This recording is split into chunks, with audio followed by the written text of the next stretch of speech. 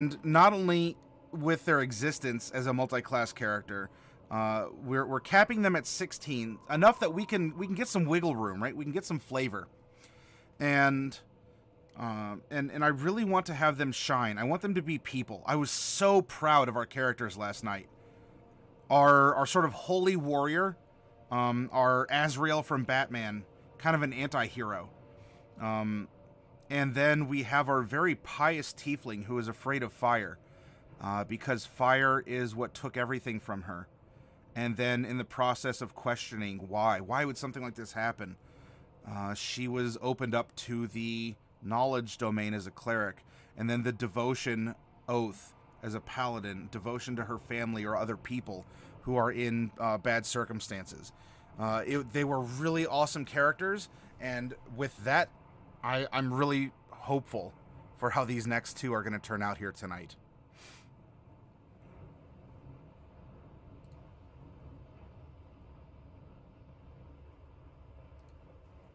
Okay, random roll guide is here. If we do not roll a 91 to 100 to get a triple multi-class, then our final character tomorrow will have 3 classes. But let's start by rolling percentile to find out if we have a female character, male character, or a multi-classed. 99, bada boom, there it is. This character, we are going to be we're going to be giving 3 classes to this character. And now let's roll again. 87, that is a male. Now let's roll a d10 to figure out the race. 3 is halfling. Let's roll again for odds or evens. We rolled evens. This is going to be a Lightfoot Halfling. A male Lightfoot Halfling. That is of the alignment. Well, let's roll 2 percentiles and find out. 79, 77. Do we have another chaotic neutral? 79, 77. This is our 3rd chaotic neutral character. And by the way, he is small. SMOL. For being a halfling. Shorties represent. Hey, Nicolix, good to see you. Welcome, welcome. Nicolix, I don't know if you were here for our first 2 characters, but we're going through and we're telling some amazing tales about these multi-classed, randomly chosen multi-class characters. And so tonight here for this character, boom, we're going to go 3 classes, not just 2. Okay, we know that we're going to generate the character at level 16. That's kind of the artificial limit that we set ourselves, because I want us to think, how they go about the end game, the epic levels of 17 through 20. But with 16 levels for a 2 split, that's plenty of wiggle room, and for a 3 split, I think we can have some fun. Trust-a-Flump, oh hey, Trust-a-Flump is here, and if you see up above in the chat on screen, Vasil was kind of holding your place, Trust-a-Flump, with a nice wiggly squid. Kind of sounds like a good seaside tavern, doesn't it? Wiggly squid. You know, so like they have fast service. So instead of lickety split, you know, service as fast as a wiggly squid.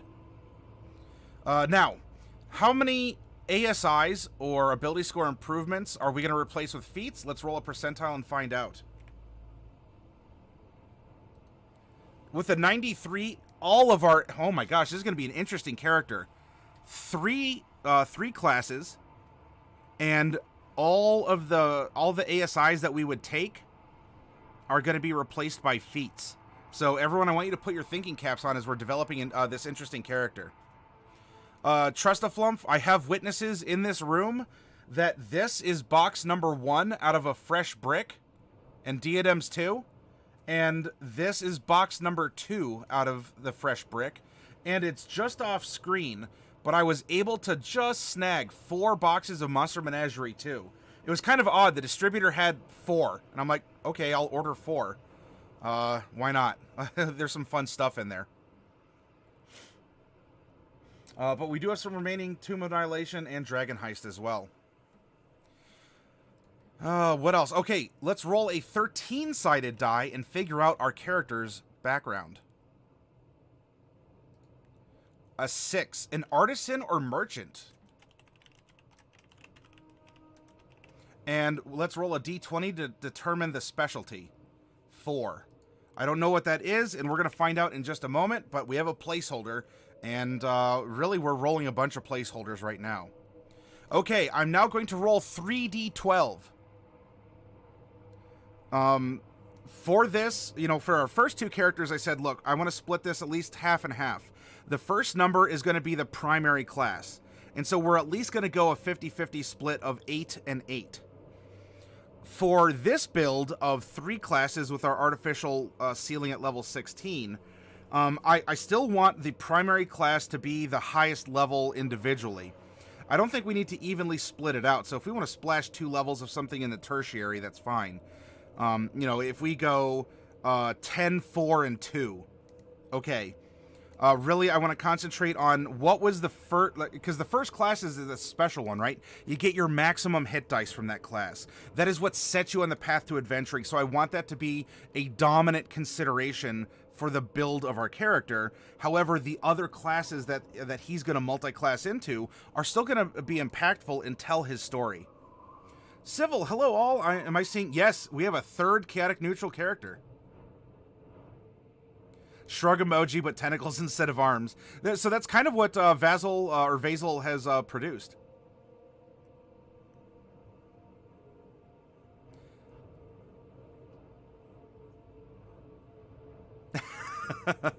No, Trestaflump, I understand. I bring it up partially in jest. Don't think I'm trying to push luck or be too coy with you here.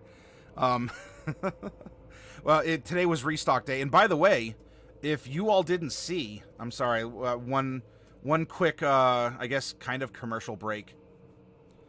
You all might have seen that not only did I get some minis in, take a look.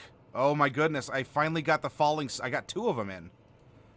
And if you are wondering, so how big is this boat? It is big. And a Tyrannosaurus Rex mini for scale. This is a huge figure, so it's a 3-inch by 3-inch base. And by the way, the masts are magnetic, so you can pull them off. And also, you see the ship's wheel? That is its own separate piece also, and the rudder flaps back and forth. And here's the reason for that. If you remember the Unearthed Arcana for ships in the sea, you will know that the mast can take damage, the rudder or the steering house can take damage.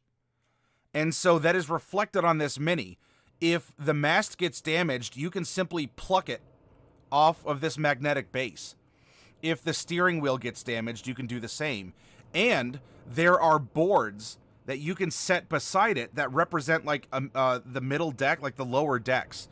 So you can have a multi-level fight on the ship, like not just on the deck, but below decks as well, with this mini. And by mini, I mean this thing is huge, is big. This is big.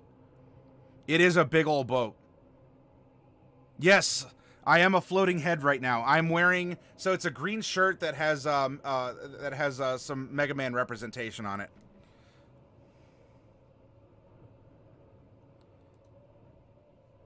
And by the way, I want to bring up that this was the first miniature that one of my Thursday players has ever painted. And look at the job she did on it. I lent her the paint tools that you saw me use on the channel a couple of times. And so I told her I want a Tyrannosaurus because y'all are in Chult and you're going to run into another one at some point in time. So paint this up and, you know, learn and have it be a challenge. And she did. And it turned out very well. Yeah, that is, she really loved it. And I think it turned out very well. And so, yes, a Tyrannosaurus Rex for scale for this mini. It is about $200 for the kit. And so you get all the parts. It's a big thing. It's multi-staged. And it does come into some like compartmentalized sections. So you can put the boat together. You can take it apart. Do what you'd like. Yeah, it is a high ticket item, but it is We took that one out and put it together as a display model. It is big. You know, so if you save up for a birthday or something, hey, spoil yourself. You know, I'm not going to be bending arms behind backs in order to be like, come on, I'm on the hook. I got myself on the hook for this, guys. You know, I need you to get it off me. But I am having it open here for your all's consideration, or just so you can see that something like this exists, and it's really cool. And if you do play with the Unearthed Arcana of Ships and Sea, at least until this this new module and rule set comes out to make it official, it's compatible. You can destroy the rudder, you can destroy the steering wheel, the masts. Each mast is on a magnetic base. Multi-level combat on the same ship. It's really, really good. And plus, if you have any ballista minis or whatever, you could put them on the decks. That'd be kind of cool, huh? All right. Anyway, I left off right before, like, the big reveal. What are the 3 classes that this ultra multi-class character is going to take? 3d12? Oh, if I had an in-person group, that ship would be cool. Yeah, yep. I think it would be. Here we go. 11, 8, and 6. This is going to be a warlock. A ranger. And a monk. A warlock, ranger, and monk walk into a PC.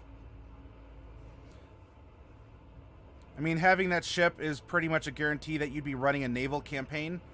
Yeah. Called it, should have said it. Nicholas, did you get the trifecta? Did you call it in that order? Do I owe you like 100% more than you bet in because you called it? I agree, and you know, Trustaflump, I kind of wonder, as much as I want to run a naval campaign on Roll20, and I wonder if I can't use that ship somehow and incorporate that. Not the Ranger, Warlock, Monk, Rogue was my guess. Ah. Interesting order. Are we doing the class? Yes, we're doing the classes in that order, Trustaflump. Just like we built our other classes in the order in which we rolled them. Our Divination Wizard / Assassin Rogue, which is, oh my gosh. I didn't realize that you could use your Portent to manipulate an initiative roll. And you want to talk about guaranteeing that assassination critical hit / sneak attack damage. Ooh, lordy. And then our second character was a Cleric Paladin. Very compelling characters. And I think that this next one will be as well. But it got very emotional last night. Especially with our Tiefling character, our Cleric Paladin. Things got, not in a bad way, but things got pretty heavy with her. Alright, so we have a Warlock, Ranger, Monk. And we'll take a look at the levels here about how to distribute it. I want Warlock to have more levels than, you know, our primary more than the secondary the same as or more than our tertiary. But that's the order that we're going to give them. And now we need to... actually, I might even just need to go down to...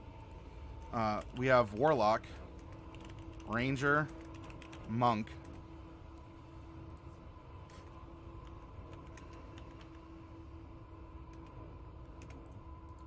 Because we are going to have our Patron, our Pact. Our Ranger is going to get the Archetype. And a fighting style. Presumably.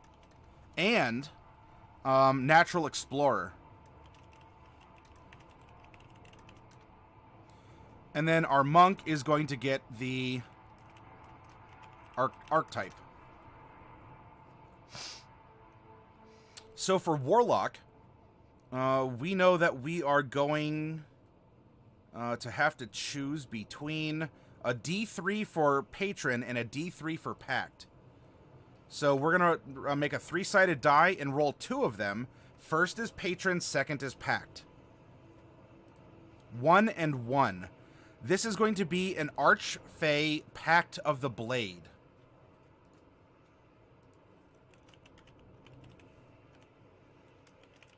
There we go. Our ranger archetype, well, we have two. We are going to be a hunter, or we are going to be a beastmaster. So I'm going to roll odds or evens on a d12, because I like d12s. They're chonky, but they don't have the commitment of a d20. So they're light and spry and fun. 7 is odds. Odd is going to be a hunter. Okay. Let's roll a d4 for the fighting style, and then a d8 for natural explorer. 3. Dueling. Okay. And then for natural explorer, just in case we take enough levels to get a second one, let's roll 2d8. And if we don't use that second one, then that's fine, but we'll at least have it ready for if it happens. 2 and 8. So the primary is going to be Coast, a coastal ranger, with the secondary being Underdark.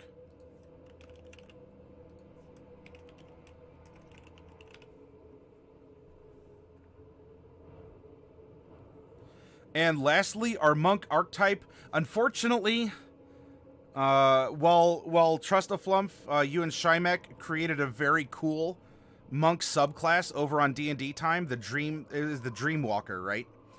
We're gonna have to stick to the boring old core rulebook here, and roll a d3 to figure out if we have a Way of the Open Hand, a Way of Shadow, or a Way of the Four Elements.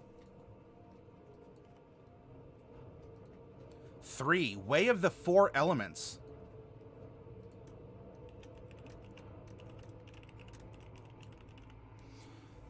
Now, looking at this, I'm definitely getting the vibe that this is a very natural character, right?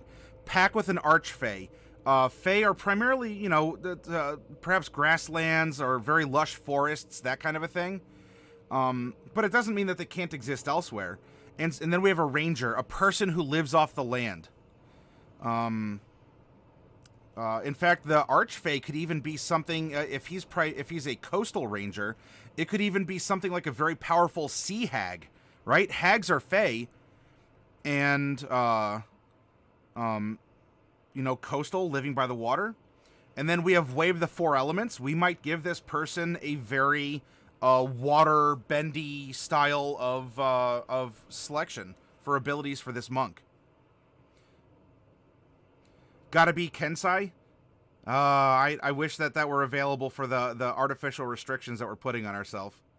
One of these days, and I'm not saying that I'm not working on it right now, I will have a character generation sheet that has, like, all the major printed stuff. Now, maybe not all the Adventurer League options, but, you know, Xanathar's, Sword Coast Guide, things like that.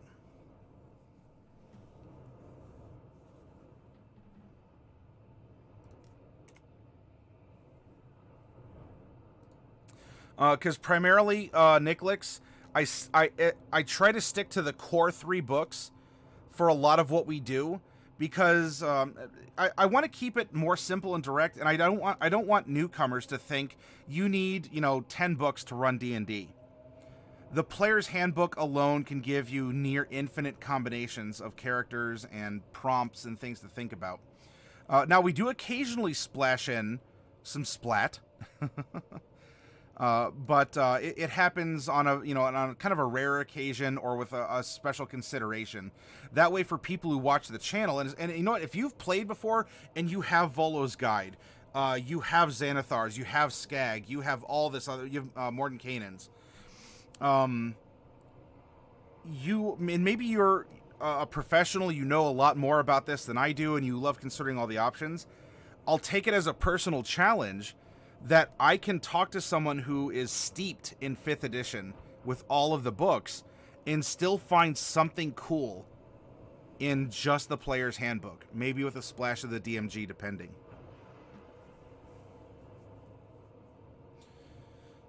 All right, while we're here, 2d8 for personality traits, 1 and 4, and then 3d6 for an ideal bond and flaw. 4, 5, 6. Okay, 4, 5, and 6. There's some placeholders. Now let's fill in some physical stats on our character. We rolled a Lightfoot Halfling. Halflings have a base height of 2 feet 7 inches, and we are going to add 2d4 inches to his height. 5. Alrighty, so we are 3 feet even.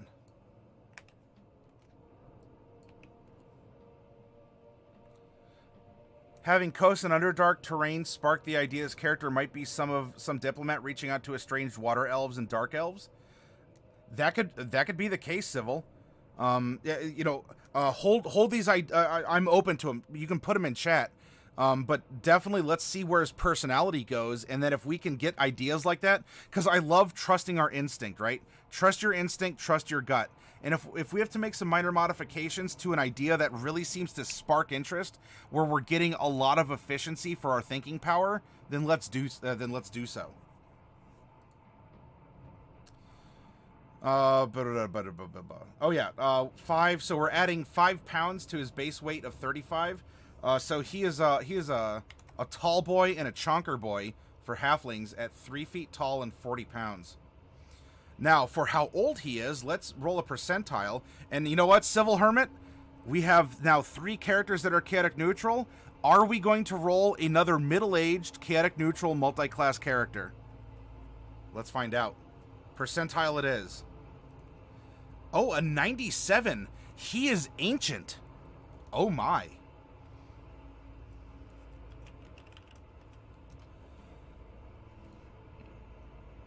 So ancient for a halfling is over 250 years. So this is someone who is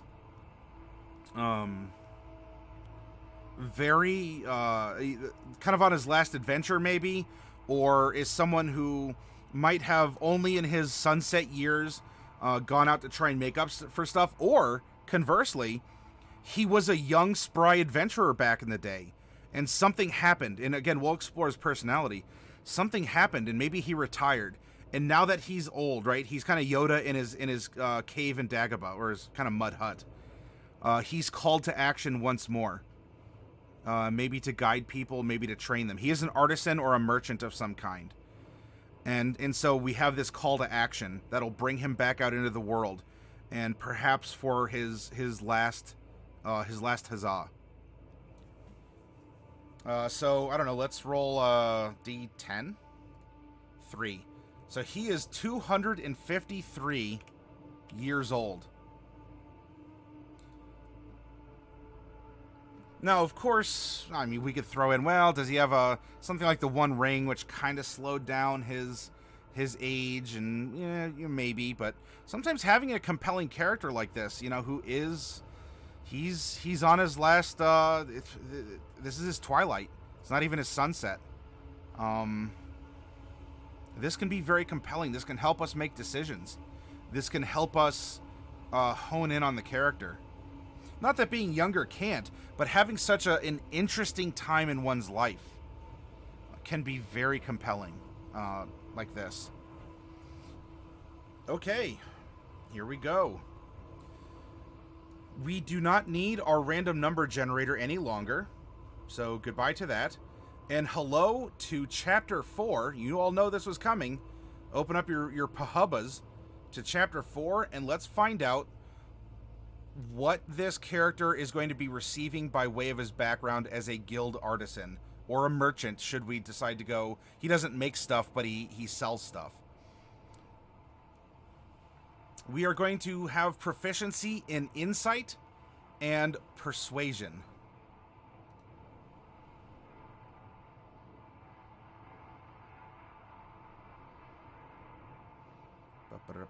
There we go. Tool proficiencies, 1 type of artisan's tools. Well, I guess that'll be chosen by what number 4 is.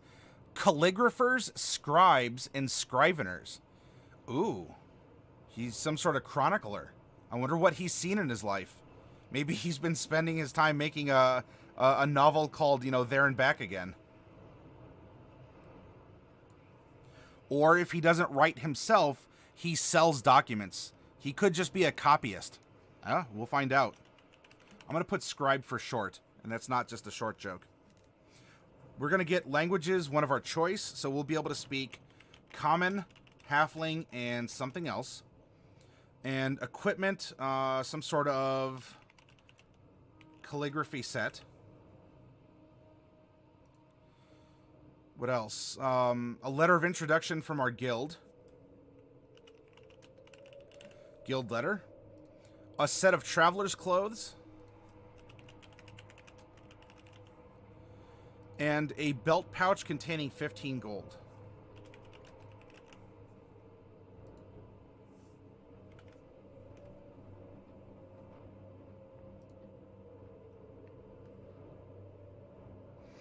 Okay, so we rolled our guild business of a calligrapher, scribe, and scrivener.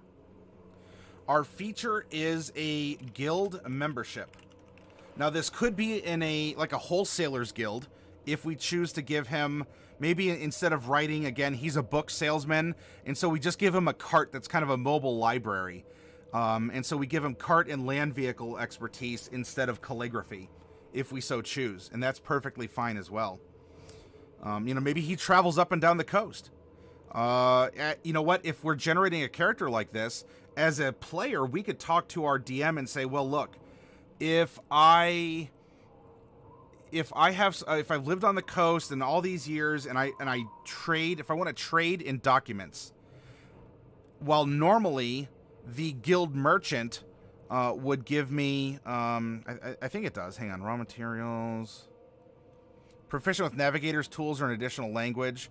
You can start with a mule and a cart. Okay, so it doesn't by rules as written give you proficiency with land vehicles, but instead you might not take navigator's tools, or although that could be useful on a ship, and instead take maybe vehicles water, and you actually have a little sailing vessel that you just travel up and down the coast as a trader, and they're like, oh, there's old man McHalfling.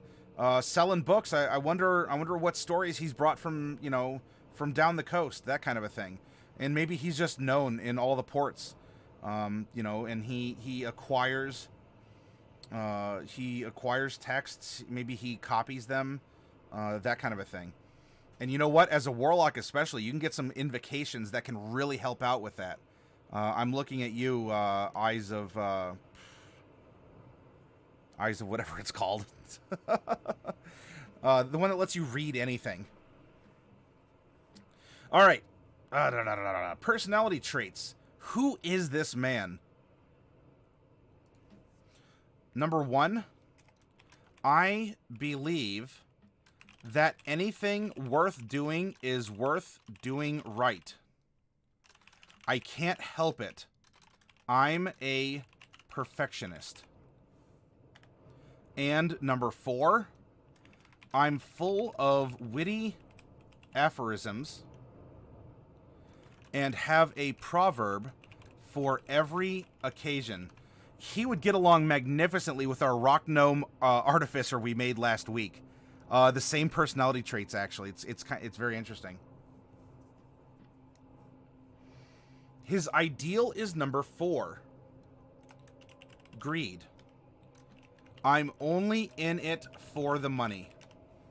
And this is going to open us up to ask why, or what's he doing with the money?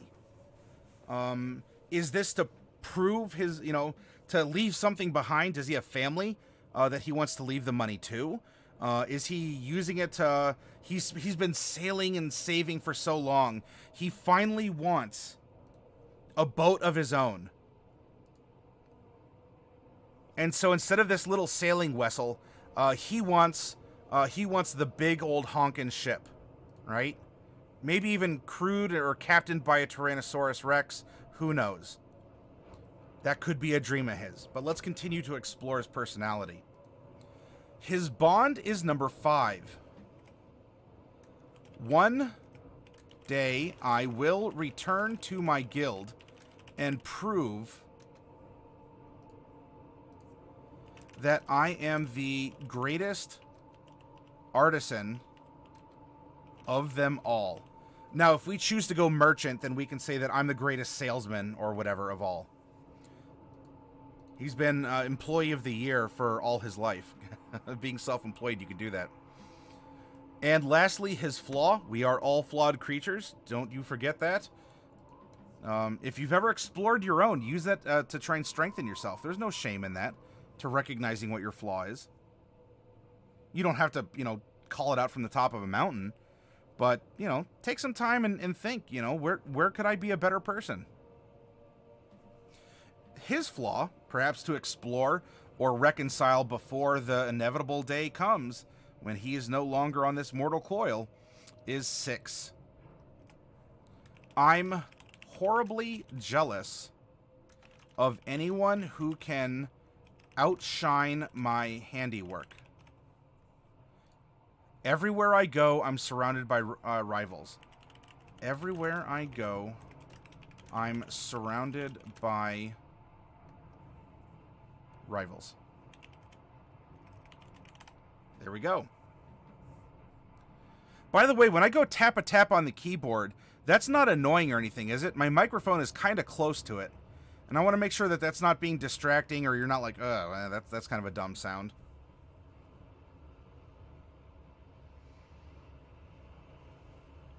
I kind of get the idea that he is the merchant instead. But he just specializes in books and that sort of a thing.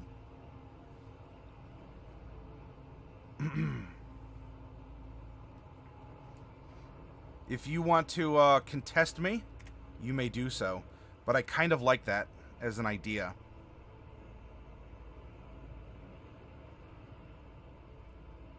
And so instead of the calligraphy set, he'll. What do we want to name his little sailboat? So instead of a cart and a mule, let's give him a little sailboat that he can travel up and down the coast on. And if you don't have one right away, then let's continue to build the character. Maybe he names the sailboat after. Oh my gosh! What if the sailboat is his patron? Just taken that form. Kind of like if you've played Wind Waker, it's kind of like the King of Red Lions. Or, oh geez, this was last year. We made, it was the precursor before the Ships in the Sea supplement, or the Unearthed Arcana came out. We did make an episodic ship-based campaign. And the crew was kind of on the back of a turtle kind of a thing. However, it was a great old one. And so this giant ship itself was a great old one that the officers all were holding a contract with. So it was crewed by warlocks that had this contract, because the great old one would provide them power, and in return they would provide services to the great old one, scrubbing barnacles off, taking it to different places, feeding it, and it was kind of a reciprocal relationship. Nicolix the Wilde Childe. Calligrapher could be a good way to connect to Elias. Elias tells stories, and this guy writes them. That's true as well. If we wanna do that, or not that he can't write it down. Maybe he doesn't have very good handwriting or something. But that is a very solid connection, Civil. For the Halfling Ranger side.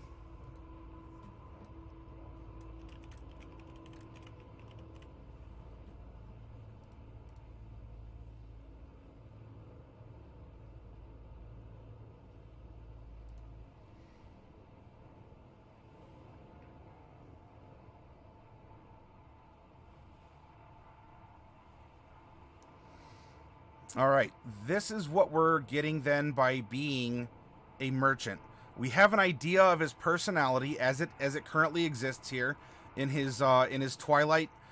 He's traveled, he's done a lot, and for what people are talking about here, Brother Elias was the first character we made last night. He loves stories and is very well steeped in religion and history. And is actually about the same age. As a rock gnome, they're longer lived than halflings. So we have a middle-aged gnome that is about the same age as this halfling who is going to perish soon. Hey, Coffee Cat. In fact, for all we know, maybe they were friends. Maybe they travel together. And it's not, you know, a bunch of strangers coming together in a tavern for the hook. This only gets more and more interesting, doesn't it? And howdy, Coffee.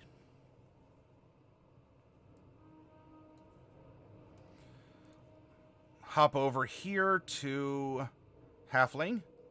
I love this picture. I love it, I love it.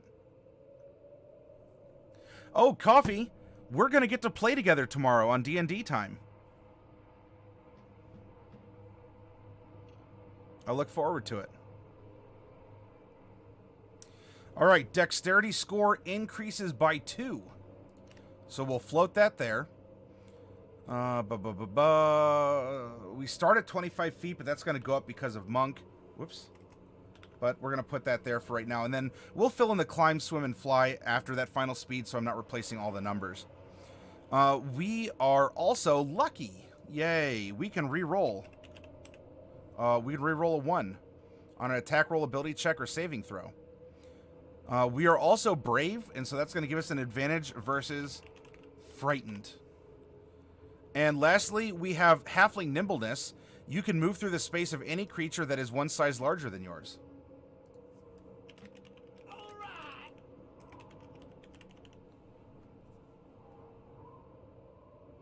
Oh, snap. Doomfish, welcome.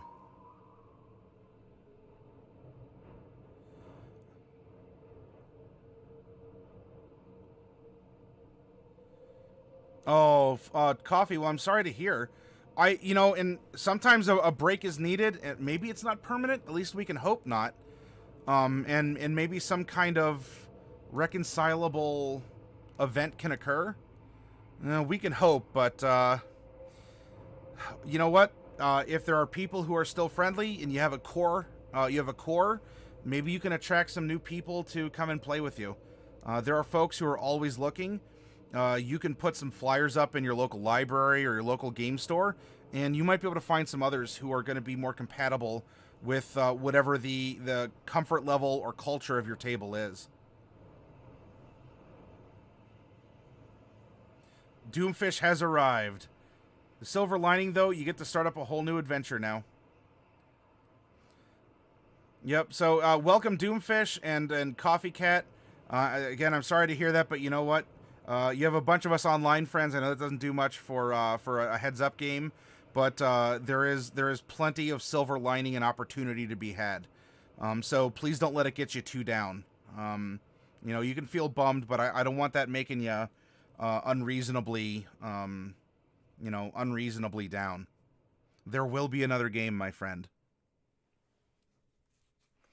Okay, being a Lightfoot Halfling, we're going to increase our charisma by 1, and we are also naturally stealthy. You can attempt to hide even when you're obscured by a creature that's at least one size larger than you.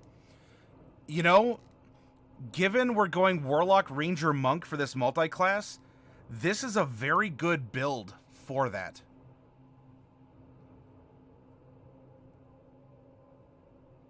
Oh, well, Coffee, if you ever need to sort of vent about it, you know, in private, you know, you can always send a message to me, or if you want to, you know, talk to a group, if you feel more comfortable with a small group like our Tuesday game, or our super secret like our cast room, our backstage room, you know that you can always bring stuff like that up if you wish.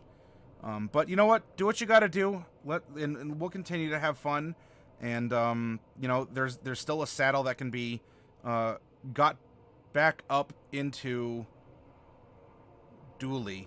That way I don't end my sentence with a preposition. I had a pretty serious social breakdown between a few of my players in my last long-term campaign. Time heals all wounds. It's been a year now, and things are back in a good place. I almost had... I reached a point in one of my campaigns, in of all places, in a temple to civility and friendship. If that wasn't the literal name of the place, it was darn well close. But in this holy temple to civilization, to cooperation and friendliness, we had an in-character we had an in-character incident that caused out-of-character tension between two of my players to almost turn physical. Who? As a DM, what do you do, right? And so I emergency. I hit the stop button. All right, session is done. Hold on. I understand this. I understand that. You're in the community. You're in this temple doing that. Fine. Here's the content. We're gonna get through it. Clearly, this is an issue. This is causing. I'm gonna give you content. We're gonna suspend disbelief, and we're gonna continue on, but next week, at least next week. But I'm calling it here and now. Ruining a friendship or coming to an altercation is not worth a fantasy game. And I hate to break the magic that we've been building, the environment of storytelling, by breaking down the fourth wall and saying what we're doing as a game, calm down. But that apparently has already happened, and we got to make sure that we're... Now, I'm kind of paraphrasing the incident here, but I hope you get the drift. And fortunately, it didn't get physical. And a week passed. The following week was kind of tense, and then it was less, and then it was less. And sometimes people just need to be able to breathe and stop. And so I hope in some way this anecdote is encouraging to you, Coffee Cat.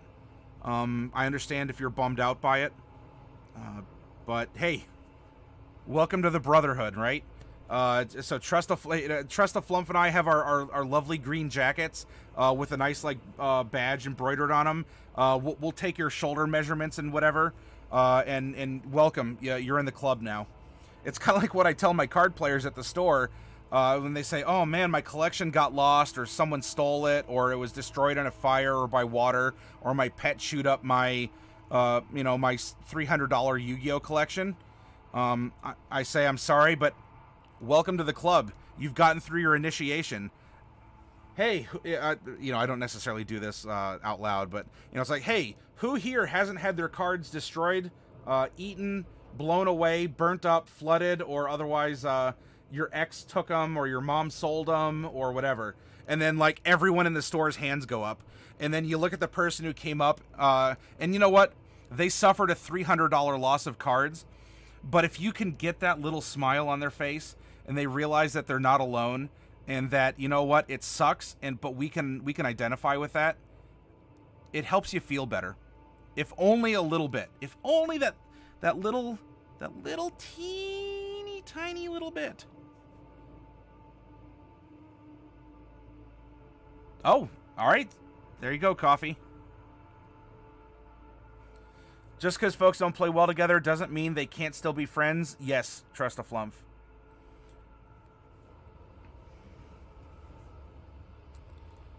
So Charisma and Dex are going to be essential.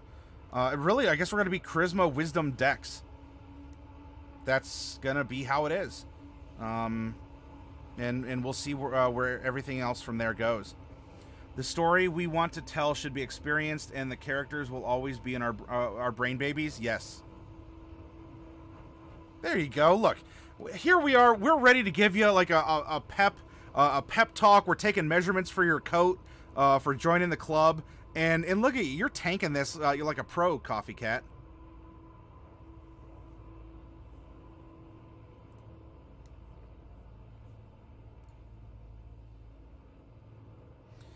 All right, congratulations, we're a halfling. By the way, they get 0 dark vision. All right. Yep, that's Coffee Cat. The pragmatism, if you're being pragmatic, pragmatism,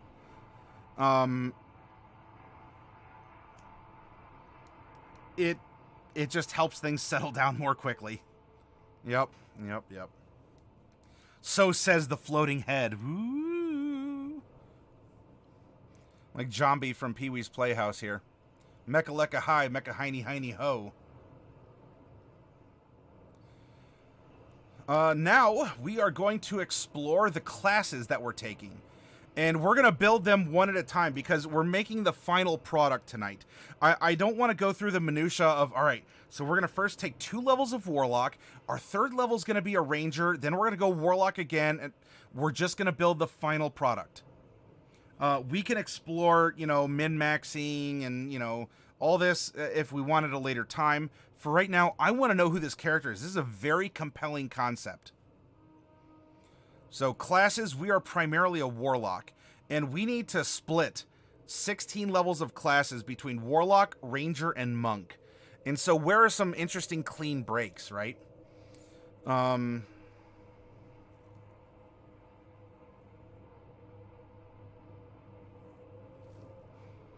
See, if we want to focus on feats or ASIs, we could just do something like 8, 4, and 4. Because we do get an ability score improvement at 8. And then if we go 4 Ranger, that's an ASI. And, I mean, we'll get some into our Ranger archetype. And for Monk, it'll be pretty much the same by 4th level. So we'll have D4 martial arts and some key points, plus 10 feet of movement. We'll get slow fall. That could be interesting. Or we could mix things up. You know, we could go 10, 3, and 3 if we wish. Or if we wanted to go 12, 2, and 2. But that won't, I mean, we're not going to get to explore the archetypes. So I think we're looking at least a minimum of 3 and 3. So what would be an interesting spot here? Maybe the 8, 4, and 4 is where it's really going to be at for us. Because I don't want to spend a ton of time, again, trying to min-max this. Well, it's going to be a level 16 character. And I want the primary class to be, I want the primary class to be dominant. Then the secondary to be the same or equal to the tertiary. Or I'm sorry, the same or greater than the tertiary. Halfling in a kangaroo pouch equals success. That could be very interesting if we were a beast, if we had a beast companion like that. I think you could fit well. From what I understand, though, kangaroo pouches kind of smell. But maybe you don't worry about that. 655. All right, so let's take a look. So if we go level 6, we will get another otherworldly patron feature. And if we take 5 levels of Ranger, that will have us end on an extra attack. That could be interesting. And 5 levels of Monk will have us end on a stunning strike. And we will be into our D6 for martial arts. So yeah, that could be a sweet spot.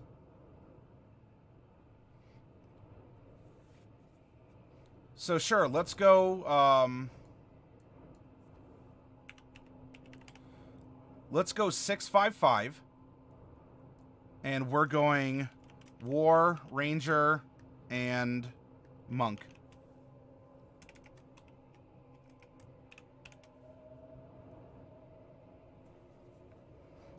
That's not a bad split, Diadems. That is going to give us 3 ASIs, because we're going to hit level 4 in each of them once. Coffee likes that split? All right. Then, now, this is something else that we're going to make a quick side note. Because when you multi-class, you need to make sure that you have some basic scores, right? So we need to make sure if we're starting as a Warlock, we're going to have a Charisma, at least a 13 Charisma.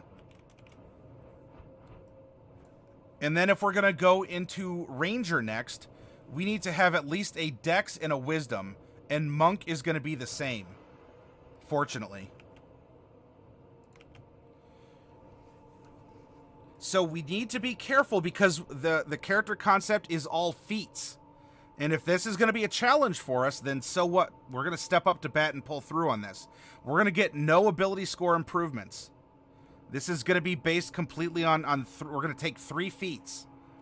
So we're going to have to be extra interesting in what we select. Because it should be thematic to the character in some way, as well as providing a stat bump if needed.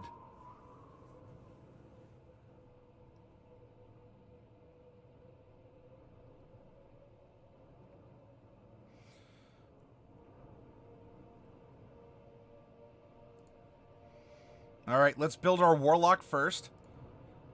I'm not going to put in spell slots because that's going to be different with the mix that we have. I had a D&D time question. Says Coffee to Trust a Flump. Do we start with starting equipment? Oh, yeah, Trust, I'll let you field that one. Because honestly, Coffee, I was asking some of the same things. All right, as a Warlock, we are a D8. Oh, I'm sorry, we're not taking, we're taking 6 levels as a D8 hit die class.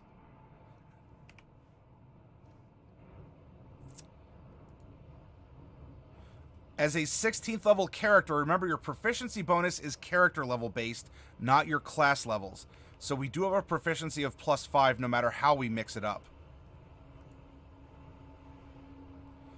Our proficiencies are going to be with light armor and simple weapons. No tool proficiencies. Wisdom and charisma are going to be our saving throw proficiencies. Choose 2 skills from Arcana, Deception, History, Intimidation, Investigation, Nature, and Religion. Anything worth doing is worth doing right. I'm full of aphorisms. Greed, I'm only in it for the money. One day I'll return to my guild to prove I'm the greatest of them all. I'm horribly jealous of anyone that can outshine my handiwork. Everywhere I go, I'm surrounded by rivals. So these two, the bond and the flaw, are almost speaking to me for intimidation. And as for the other, I believe anything is worth doing right. I'm full of witty aphorisms. Greed. I don't know if that would really be deception unless he tries to deceive people to get more money. But he says anything worth doing is worth doing right.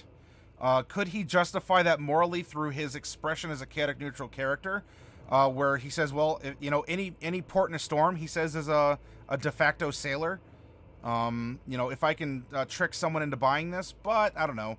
If he wants to be the best, he may want to do it with a little bit more honor. If he's trying to find books or clues for books, investigation. Hey, Elbrun, welcome. Good to see you. Yeah, Coffee, they're very good about that. In fact, I don't think it's ever really come up because my little Bun character that will be piloted tomorrow has a rapier and has a whip. And both of those are parts of Zuzip, who's the Blossomer Florin. She pulled one of her legs off because it's like a bunch of roots and vines, and that became his whip. And the rapier is a firm, dry branch. It was called Zuzip's spine, and so Zuzip plucked a really sharp, pointy like part of her and gave it to Tissix as a weapon, so that he'll always carry a part of her around. And so mechanically, it's a rapier and a whip. However, there's a lot of sentimental value because for a while, Zuzip was carrying his foot around, and from that foot, her bunny friend was resurrected. And so it's only fair that Zuzip tore off parts of herself and gave them to her bun friend in order to for him to carry a part of her around.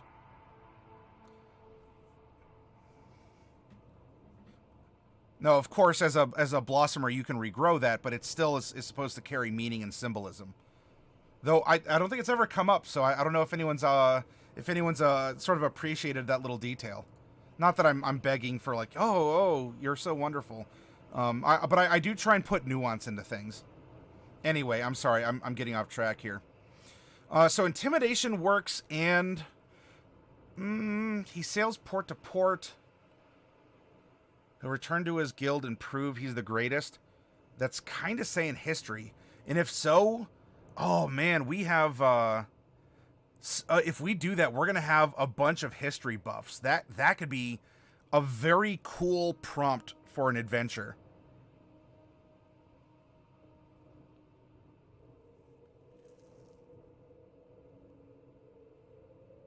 I kind of like that. Yeah, let's do that. Shh, shh, shh. There we go. We're going to start with a light crossbow or any simple weapon, a component pouch. All right, so let's give a light crossbow, a component pouch, or an arcane focus. Let's go with an arcane focus, and like with the others, let's make it a trinket. That has been providing us some very, very potent storytelling fuel for our characters. Plus, as he's kind of a quasi-sailor background, sailors do get lucky charms that they carry. Speaking of, by the way, of Zoo-Zip and carrying around a rabbit's foot, which is what prompted this whole thing, was a random roll. Several, actually, so therefore it was meant to be, right? So we'll give him a trinket that's the arcane focus. A scholar's pack or a dungeoneer's... Well, he takes notes and he carries books around.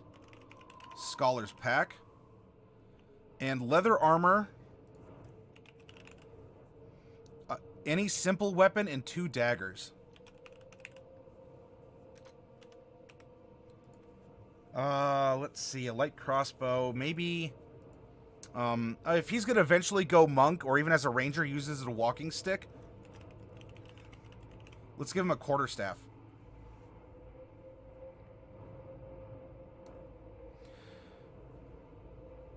Alrighty, we are going to get by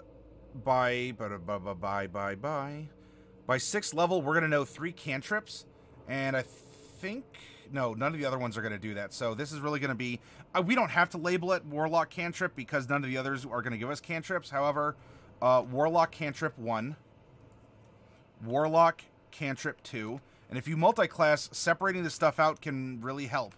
That way you don't get ability checks confused or anything along those lines. Or Warlock cantrip 3. We will know 7 spells, and we'll get to that. Spell slots, will definitely get to that in a little bit. And we are going to know some invocations. Whoops. By 6th level, we're going to know 3.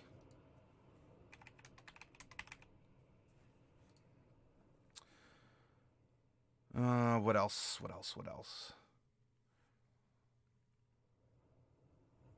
going to have our patron.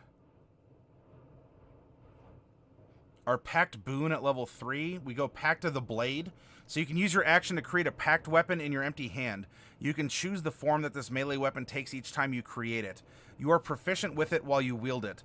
This weapon counts as magical for the purposes of overcoming resistance and immunity to non-magical attacks and damage. If our DM didn't want to give us boat, as a replacement for our calligraphy set, or if we wanted to go calligraphy set, kind of as Civil Hermit was talking about, and we still want to stick with the sailing notion, what if you approach your DM and say, can my boat be a part of the Pact of the Blade? So that means that I can summon my sailing vessel as a part of the pact. But if I'm attacked, obviously I won't have my blade handy, because that's what's keeping me afloat. And your DM might say, you know what, that's an awesome idea. It's not necessarily broken because you're more vulnerable in a way while you're on the sea. And I think it's really cool and thematic, and it might help to explore the bond that you have with your Archfey patron. And this is also if your DM said, nah, I don't want to do a King of Red Lions or have the boat be your be this manifestation of the sea hag that's the Archfey you made this deal with, etc. and so forth. All right, so there's some minutia with this. I think it's cool, and I know people are like, well, but there's an invocation tax because of extra attack and all this other stuff, and you know what? We're going to end up getting that anyway, so maybe we don't have to worry about it. And we're not going to get Mystic Arcanum for the base Warlock. We're not going to get that high. So now let's look at the Archfey. We are going to get an expanded spell list, unlike the Domain or the Oath, or technically the Circle for the Druids of that particular subclass. These are not automatically included on your spell sheet. This simply says that you can take these as a slot that you would normally have instead of just going off of the Warlock list. Yeah, thank you, Elbrun. I'm a floating head tonight. So, woo-woo. I would say improved pact weapon, but since that's not available due to constraints. But you know what, Vasil, while we're having the constraints, if people are watching this VOD or YouTube video later, knowing that something like that is out there, because I do read chat, knowing something is out there for consideration is perfectly fine. You know, let's play in the boundaries that we've artificially set up, but let's not be not aware of options that exist elsewhere. So that's an awesome suggestion, even if we're not going to end up taking it. All right, we are going to get Fey Presence. Starting at first level, your patron bestows upon you the ability to project the beguiling and fearsome presence of the Fey. As an action, you can cause each creature in a 10-foot cube originating from you to make a Wisdom saving throw against your Warlock spell save DC. And by 6th level, ooh, pardon me, Misty Escape. You can vanish in a puff of mist in response to harm. When you take damage, you can use your reaction to turn invisible and teleport up to 60 feet into an unoccupied space you can see. You remain invisible until the start of your next turn or until you attack or cast a spell. And there we go. Now, we'll keep the expanded spells in mind, but again, they're not domain spells that we're going to automatically get, so I don't need to drop them down onto our page 3.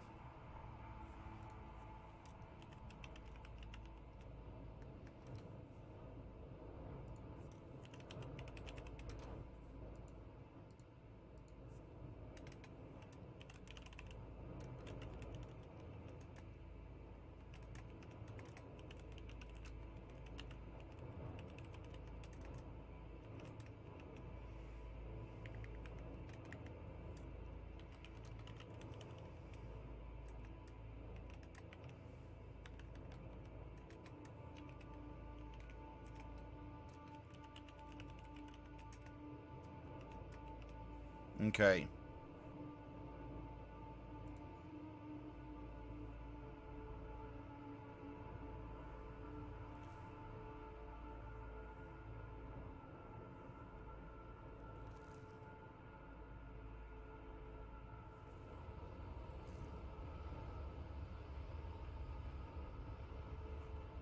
Yes, Elbrun. We rolled for going for a 3 multi-class character.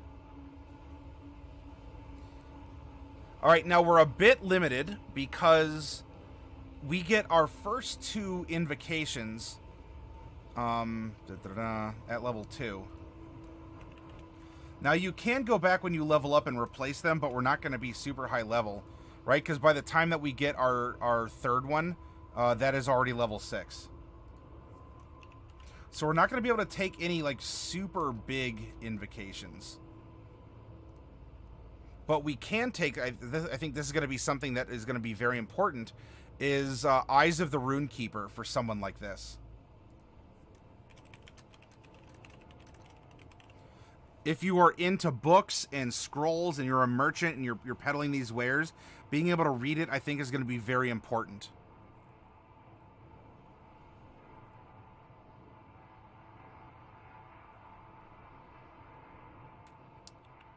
Now we can do, we can do things like Sign of Ill Omen replacing because we have 6 levels in which we can play.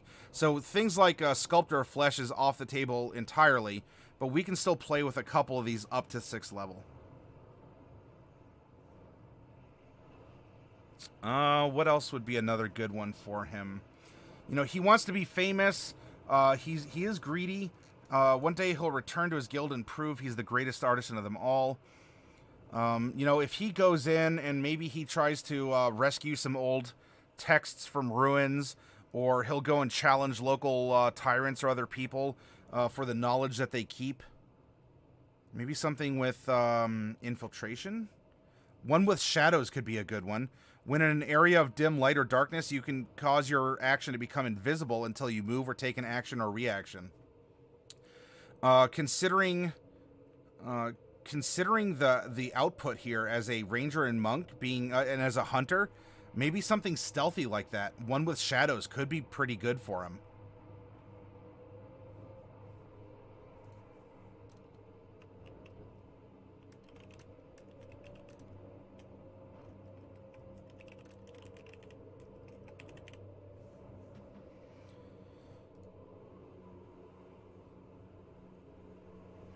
And also, he does not have dark vision, and so he'll never get witch sight, though maybe devil's sight. You can see normally in darkness, magical and non-magical, to 120 feet, especially as a skulker, as someone who stalks. You know, maybe he sails at night to try and avoid pirates or other activity. This could come in very handy. Now, if you have other recommendations, hey, shout them out. Devil's Sight. Thirsting Blade is good for multi-attack with Pact Weapon. Well, he's gonna get an extra attack off of Ranger. It doesn't stack with Monk, but he will get an extra one off of that.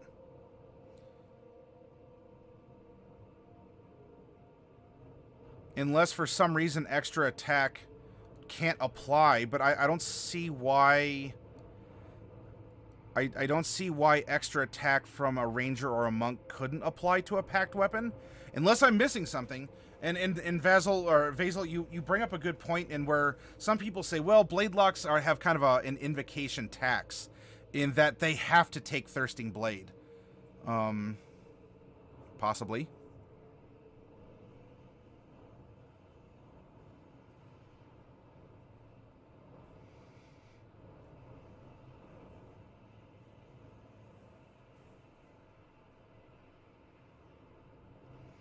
D&DB? Misfit, what are you talking about? D&D Beyond? Beast Speech bears mentioning. I don't think it makes the cut, though. It would bear mentioning because I think he is natural, right, as a ranger or whatever. Oh, gotcha, Misfit. No problem. Maybe he can pick that up as a ranger spell. But civil, that is a strong consideration. I very much agree. All right. We have effectively built our Warlock. And now, considering we can match the 3 stats that require, you know, the bleed, let's now build into this character 5 levels of Ranger. Now, when we multi-class into Ranger, and we can just say, well, we went 6 levels of Warlock, 5 levels of Ranger, and the last 5 levels have all coincidentally been 5 levels of Monk. Let's take a look at what happens when we multi-class into Ranger. We get light and medium armor proficiency, as well as shields, simple and martial weapons, and a skill from the class's skill list. We're going to get a lot. So now for our weapons, we have simple and martial training. We have light, medium, and shield. Light, medium, and shield proficiency. And we're going to get a skill from the class's skill list. Let's hop over to Ranger and take a look at what's here. So after being this Archfey Warlock, we are now starting to attune to the land. We're hunting. Maybe we're listening not just to our patron, but to the land itself. Or the lessons the patron has given us is opening our eyes to things that are around us here. So we can choose one from animal handling, athletics, insight, investigation, nature, perception, stealth, and survival. And hello, Misfit.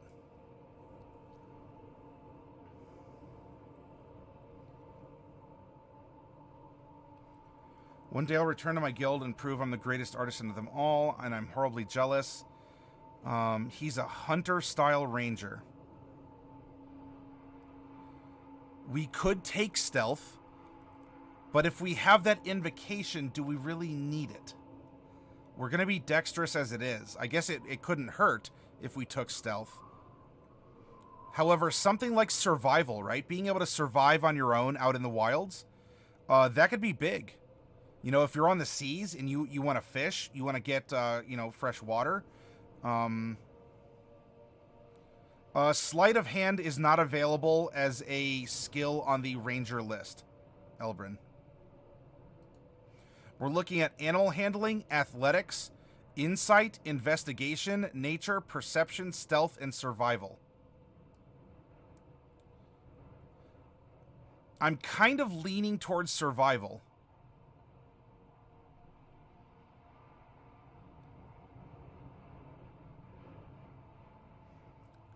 But if he's, I guess a part of that could be, well, what is the region he's sailing? If it's full of port cities and it just takes a couple days, he can stock his boat and he doesn't really need to survive per se. He just goes from city to city. In that case, then maybe something like perception, to look around, to try and find clues, to find books, to find, or to just to look out on the sea. Are there going to be pirates? Is there someone chasing you? Is there a monster in the water? That kind of a thing. Nature works since it allows you to figure out weather, important for a sailor. It could. Now, I don't think he's really a deep sea sailor. Like, he has a sailboat. I don't think he really goes too far off the coast. Because as he's being built, he's more of a traveling book salesman. And so he has this little sailboat that he's been piloting up and down the coast for years and years and years. In fact, we could even argue as a PC to our DM that maybe our Pact Blade, while we're on the sea, could be our boat. Which, I don't know, that'd be cool. I'd probably allow something like that at the table. I think we're only going to get Natural Explorer. And I don't think we're going to get another Natural Explorer until at 6th and 10th level. So we're not going to worry about the Underdark. But we do know that that might be where this adventure could take us. So the coast is really his Natural Explorer expertise here.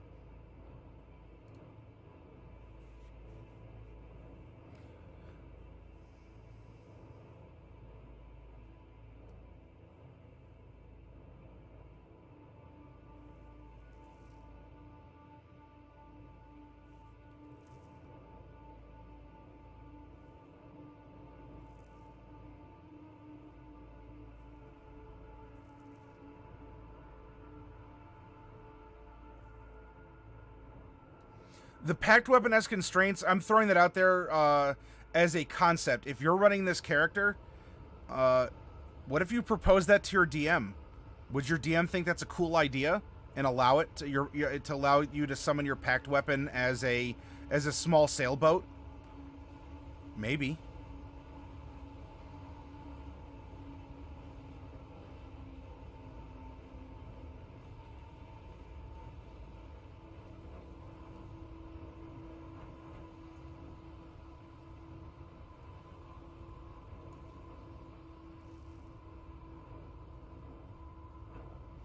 We'll go nature as what Elbrin said.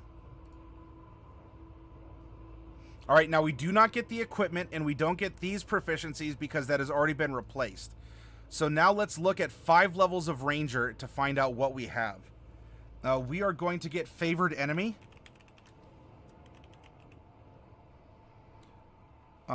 Choose a type of favored enemy. You have advantage on survival checks so that could be an argument to take survival, but we don't have to. As well as on intelligence to recall information about them, which nature could, by the way, nature could take that up. Now, when you gain this feature, you also learn a language of your choice spoken by your favorite enemies if they speak one. You choose one additional favorite enemy at level 6. All right, so we're going to worry. Our favorite enemy is either one broad creature type or 2 humanoids, such as orcs and gnolls. And if that's the case, then we could get a language of one of them.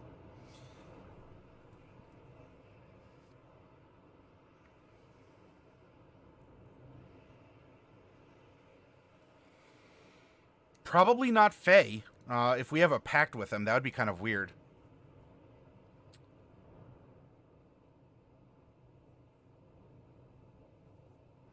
What would be his favorite enemies?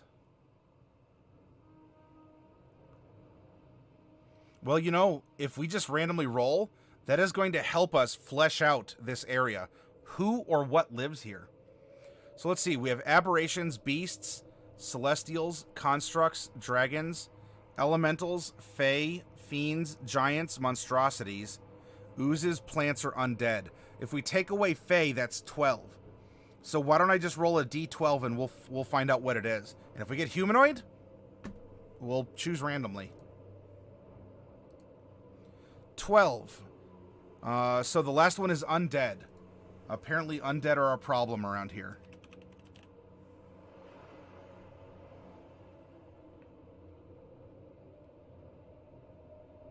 Now, whether or not an undead would allow you to have an extra language, again, bring that up with your DM. If you've only really ever encountered unintelligent undead, you know, like zombies or whatever, they might not even be able to say brains. They just shamble and they don't speak. Maybe the undead you encounter are ghosts that can speak. Your DM may allow you to take a local language. I don't know. So a bunch of forest gnomes live along the coast, and so you actually have been encountering a lot of gnome zombies or gnomish ghosts. There's a particular brand of them in my world. Toot. I'll toot my own horn there. The gnomes suffered a bit of a cataclysm and were thought to be extinct. However, due to circumstances, they were only mostly dead. And so the gnomish society was almost in this suspended animation where they were dead, but they were incorporeal but thinking and not like just like raw or kill 'em all ghosts. And so they were called phantgnomes, like phantoms, phantgnomes. And they just sort of stuck around in their crater until they were brought back. And they were brought back to life through some dragon magic and an alchemical process where a bunch of the races, I actually even like wrote the, I wrote almost like a poem for this as well. I'll have to try and find it. Taking Fae could indicate familiarity than opposition. That's true, Civil. I mean, if we did that, then our favorite enemy could be plants instead of undead. You know, either way, at least for the undead part, this is a good conversation. You know, so can you speak a language that the undead speak? Bring it up to your DM. Oh yeah, plenty of phantgnomes going around. You can learn Gnomish because you've experienced it so much hunting down these ghosts or running from them or tracking them or doing whatever. I'm sorry, real quick on my anecdote. The gnomes were brought back by some dragons who sort of took aspects from a lot of the other races that existed, and they put them together and they recombined sort of the blood of each of the races. And it was called the Genome Project. Gnome. The Genome Project. And so the gnomes were recombined, and they're made out of what the dragons called genomes, or even genes themselves, or G's if you prefer. And it was just a fun way to translate. Look, I am that kind of wink and a nod, maybe a little a little obvious humor, or a wink and or I already said that, like a hokey, I think is a word that was used. I can very much be hokey with that stuff, but I love it. I enjoy puns. And so through the Genome Project, gnomes were reborn in a physical stat. Their bodies were remade from the blood of the other races, and the phantgnomes were placed inside of them, and there you go. Anyway, how about those plant enemies? I do like that as an idea then. And in fact, if we go plants, Maybe particular paper is made from, a very good paper. Maybe even like a water-resistant paper is from a particular plant. And you know what? Plants, Fae, they kind of go together. So there we go. Civil Hermit, I think that we have found a happy medium together. And then, that was Natural Explorer. We're going to get our fighting style, which was dueling.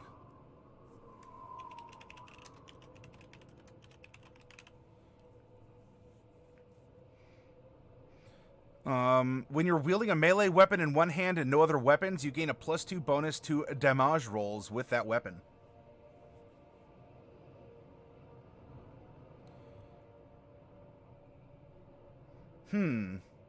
With a melee weapon, does the Druid's Fist count as a melee weapon? And can you duel with the fists? I guess, if any of you know, let me know. Otherwise, we'll cross that bridge when we look up the classification of things like monk weapons or martial arts. Spellcasting, we're going to get there, but not just yet. Beginning at 3rd level, we have Primeval Awareness. We can sort of radar scan around ourselves. And we'll get an extra attack for being a 5th level ranger. Very good. And as we are a hunter, you gain one of the following features of your choice. Let's roll a D3. 2. So we get Hunter's Prey, Giant Killer. When a larger creature within 5 feet of you hits or misses you with an attack, you can use your reaction to attack that creature immediately after its attack, provided you can see the creature. Fists used to count as weapons, but they errated them out of the table for some reason. If the character lost a hand, then dueling might work with a fist. And really, that's all because we're not 7th level to get defensive tactics. So we're gonna get this larger. You can use your reaction to attack the creature immediately. Very good. Next up is the monk class. So now when we multi-class again, let's take a look at what monk gives us. Simple weapons and short swords. Well, all right. We already have that with our simple and martial training. So nothing too complex there. Let's head over to monk and build in 5 levels of monk on this character, ignoring, magic slots and all that. Monks, oh, by the way, this is going to be a little awkward because we have a D10 for rangers, but monks are D8. We're going to get, actually the 10 and the 8 should be here. Well, all right. Due to constraints, because we're triple classing here, we just know that we have a D10 and a D8 for our hit die, and we have 5 of each. When you take a short or a long rest and you spend them, you choose which ones that you want to burn through first to recover. And we're going to have a variety. We'll have D10s, D8s, and D6s that we can roll. Oh, no, I'm sorry. It's just, never mind me. I was looking at this as a D6. That's only sorcerers and wizards. So we're going to get D10s. We're going to get 5 of them because we're 5 levels of ranger. However, we're going to get 11 D8s because we'll just combine the D8s of monk and warlock. That was my bad. Sorry about that. I don't want to sound confusing, and sometimes I think I still end up doing so. Anyway. What do we get now? No, we're ignoring the proficiencies and equipment. We are going to get martial arts. At 5th level is going to be 1d6. We are also going to get key points. We're going to get 5 of them.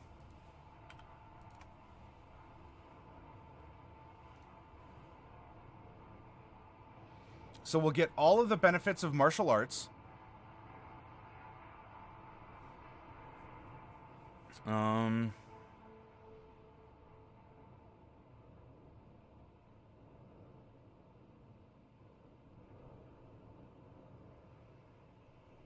You can make one unarmed strike as a bonus action.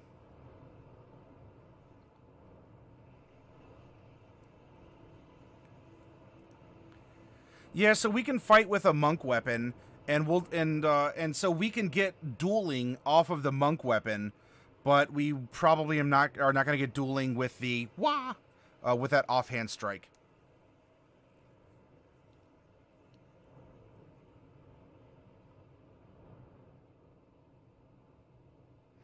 Because they're specifically calling these unarmed strikes and then monk weapons. So.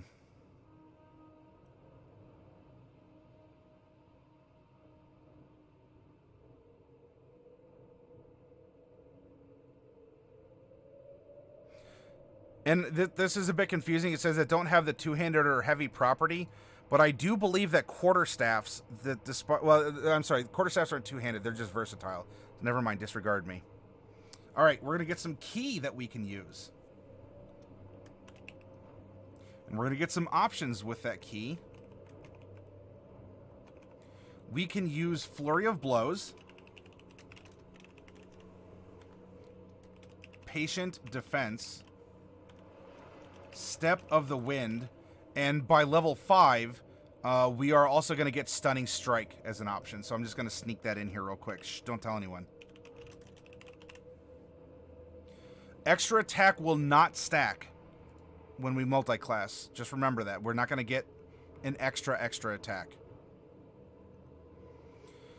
We are going to get unarmored movement, and by 5th level, that is 10 feet. That is going to put our speed to 35, giving us a 17 climb, 17 swim, 0 fly. We are going to also get, unarmored defense. That's going to be very interesting. Monastic tradition. We're going to throw that in there in just a little bit. Deflect missiles.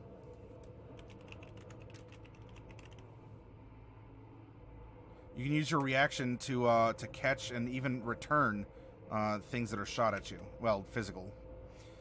Slow fall at level 4. And then our level 5 was Stunning Strike. And for a monastic tradition, Way of the Four Elements. When you choose this tradition at 3rd level, you learn magical disciplines that harness the power of the 4 elements. You know the Elemental Attunement discipline and one other elemental discipline of your choice. Whenever you learn a new elemental discipline, you can also replace one that you already know. Casting them, we spend some key points. See Chapter 10 for the general rules of spell casting. To cast one of the spells, you use it, the casting time and other rules, but you don't need to provide material components. Once you reach 5th level in this class, you can spend additional key points to increase the level of a discipline, and hey, we can do that.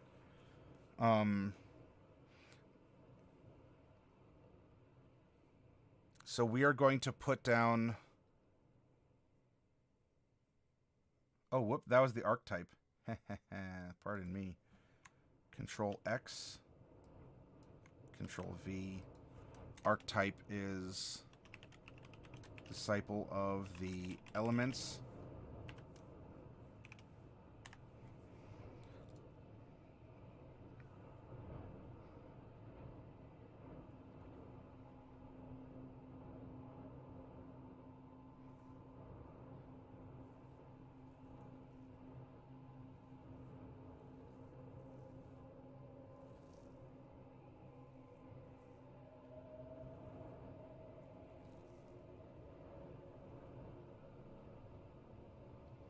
So we're going to know Elemental Attunement and one other of our choice.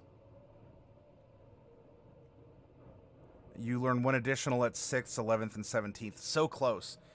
So it sounds like we might end up rounding out to... Our capstone will be maybe Warlock... Whoop, instead of... That should be WLK. Warlock 8. 8, 6, and 6 will be our 20th level character. That could be interesting. So Disciple of the Elements. Da-da-da. And da-da-da. This is going to be Elemental Attunement and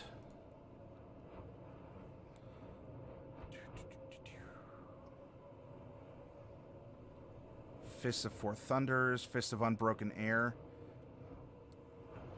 That could be an interesting one if he's a sailor also.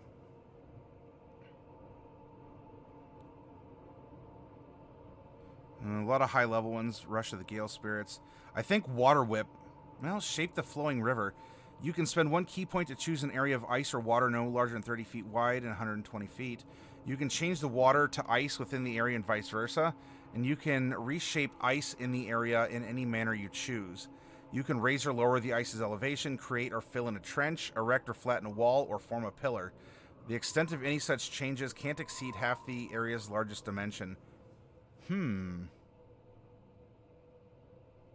I think, by the way, I don't think it was Shape the Flowing River. I think Water Whip got an errata recently, too. Can anyone confirm that? Hey, Delcorin, welcome. Power went out in your neighborhood? Yeah, you know, Nicklix, it's been stormy for a lot of people. We even had our power flicker a little bit here. Now, I have my stuff on a battery backup. So if the power does go out, because it has been stormy here, I'll at least be able to stay on long enough to say, hey, I gotta go before the battery dies. I do, to a degree, miss the old attacks per combat round from the old editions. They got a little silly at times. I had a dual-wielding ranger reach 13 attacks in one round due to shenanigans of spells, dual-wield attacks per round stacking. Whew, that's quite a build there. Phalok reminds me of the first pick I just put up in the Jokes and Memes channel in the Discord. I kind of like Shape the Flowing River as his other one.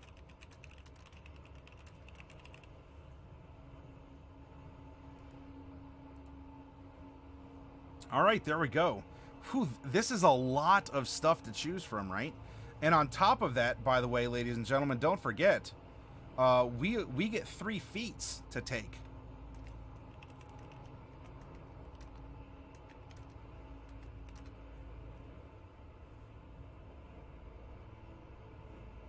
I just lost about 3 hours of progress on a character image I've been working on. I need to save more often. Oh no!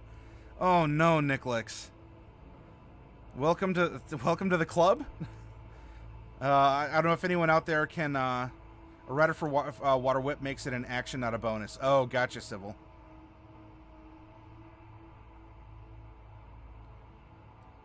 We need more pages, says Civil. Does the program you work in have the ability to set up set up save times?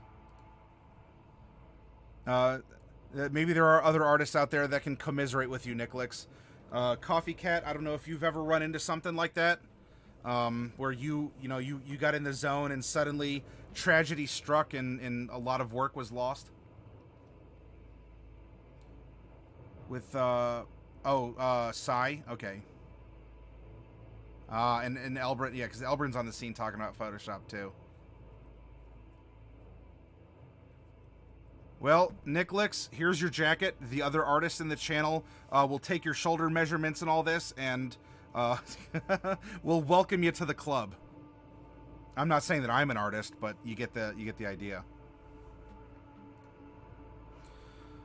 All right, it is now time to drop in our scores, and then or choose our feats. Maybe we should choose our feats first.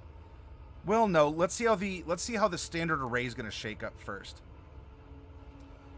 I do believe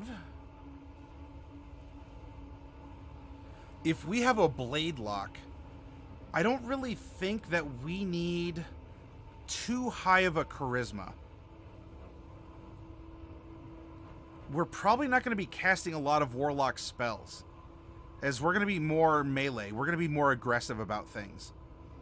And so I think we're going to be a Dex, Wisdom, Ranger, Monk, and Warlock. And Charisma is almost going to be a tertiary stat. So I wonder if we can't give maybe the 13 to Charisma. Right? We have 15, 14, 13, 12, 10, 8. Dexterity, if we went maybe 15 wisdom, 14 dex. 15, 14, 13.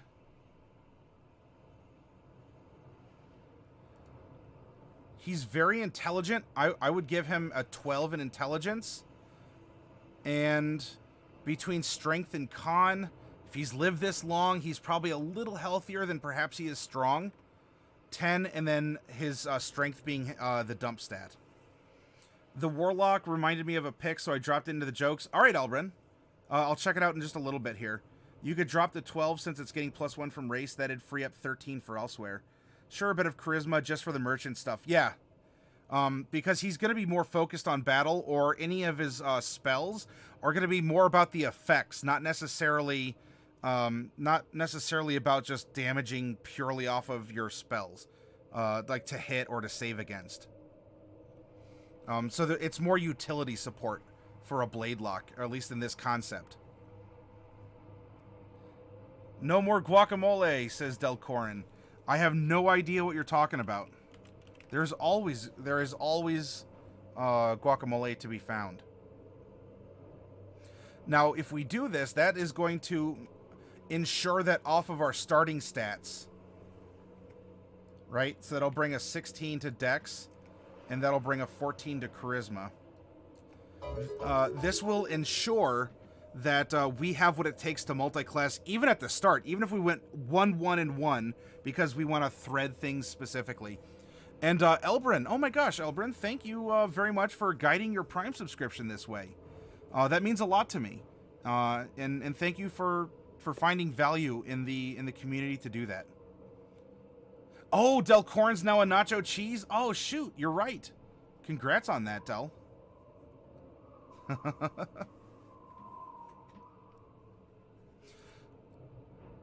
With this said, let's take a look at feats. We got to pick 3 of them, everyone.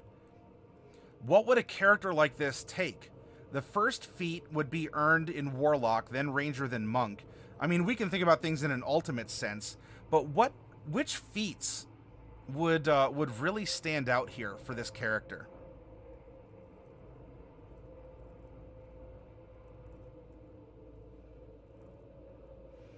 You know, Defensive Duelist could be interesting if he's worried about that.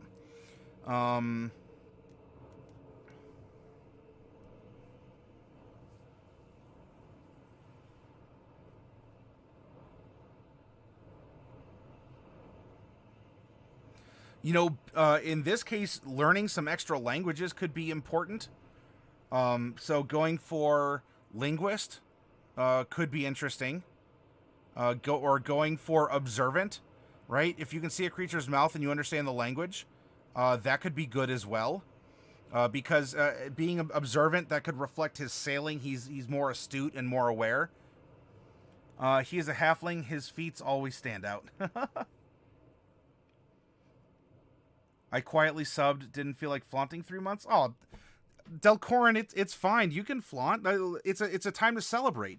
I'm happy to know that, that you're out there and that, you are finding value in this. Not that you can't do it anonymously, but when I see those notifications and I see that people are putting their support through a gift for someone else, or they themselves are picking up their subscription, that means a lot, because you are providing a kind of an endorsement, an encouragement. Keep up what we're doing. I like it, and I want others to enjoy it, and I want to support what's happening here.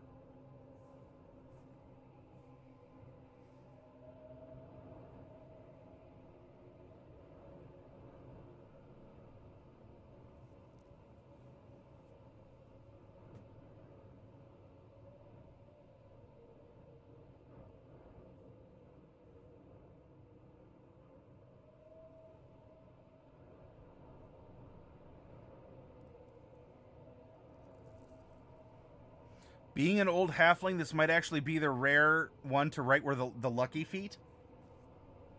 So he's double lucky, Civil. You have inexplicable luck that seems to kick in at just the right moment. You have 3 luck points. Whenever you make an attack roll, an ability check, or a saving throw, you can spend 1 luck point. Oh, you know what, Civil?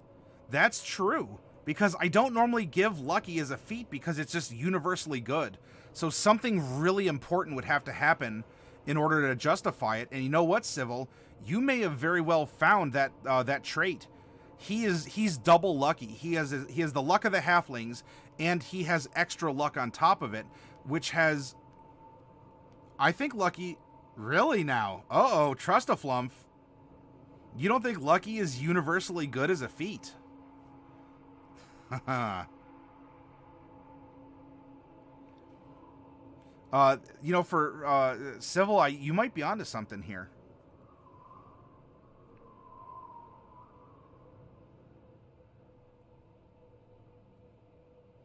The most broken combo I found with 5e is Lightfoot Halfling, Wizard Divination with the lucky feat as well. Get to reroll a huge number of things. Ah.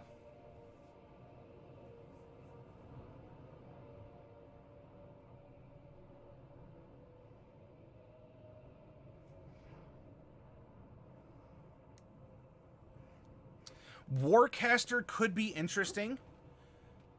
Because we can give him a shield. He picked that up from Ranger. He can wear medium armor and use a shield and cast.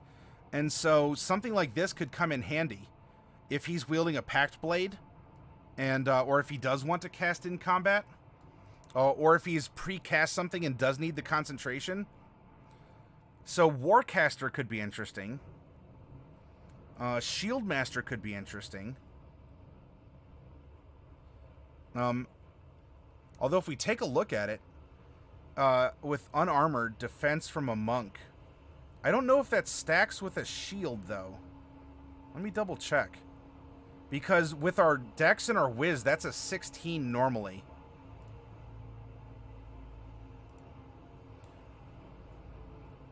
Okay, that's no armor and not wielding a shield. Alright, so it's not like the barbarian one.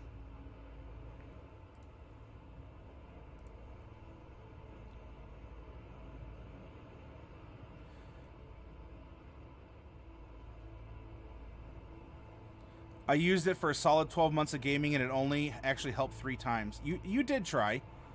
One of the damned games was a jungle crawl like Tomb of Annihilation, so I got to use it 12 times a session, and it just never worked out. Rip. He's been around for so long, he must be luckier than your usual halfling. Civil, I like it. It's thematic, and so in this instance, Civil, you have threaded the needle with lucky.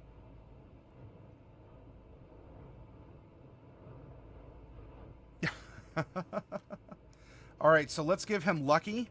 I like observant for his sailing, for his awareness. Right, you see a creature's mouth while it's speaking, and you have passive perception and investigation.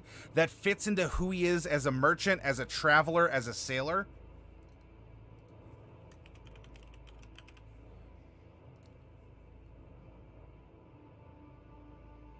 Ooh, that would be a good one, Trust-a-Flump. In fact, isn't that an Arcane Trickster capstone where you steal, like, someone's eye color, you steal someone's spell or something like that? And what should our third one be? Mobile could be interesting. We could give him a couple more cantrips, maybe. You know, because he collects scrolls and books, is he a mage slayer? Has his Archfey patron sent him out to recover this? And so being a mage slayer, actually, you know, he gets into melee with them. Right? When a creature within 5 feet of you casts a spell, you can use your reaction. Now, we can still go Warcaster. I don't necessarily mind that. You know, because we're 16 without the shield, and we can cast that way, or we can take Warcaster and we can be that or higher for wearing medium armor. So when a creature within 5 feet of you casts a spell, you can use your reaction to make a melee weapon attack against the creature. And when you damage a creature that is concentrating a spell, it has disadvantage. So it's almost the opposite of Warcaster. That could be very interesting. Very interesting. Now, it might make more sense as a ranger if maybe we're hunting humanoids. Not that plants can't cast spells, I suppose. Or an evil changeling that steals their luck, then steals their identity and goes on shopping sprees. That happens far too often in real life. Ooh, pardon me. Just digitally, right?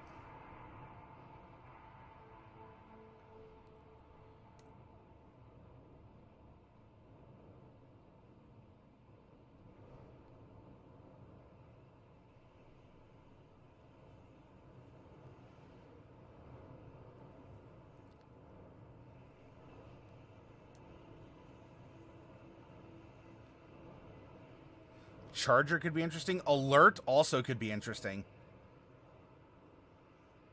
Defensive Duelist. While you're wielding a finesse weapon with which you're proficient and another creature hits you with a melee attack.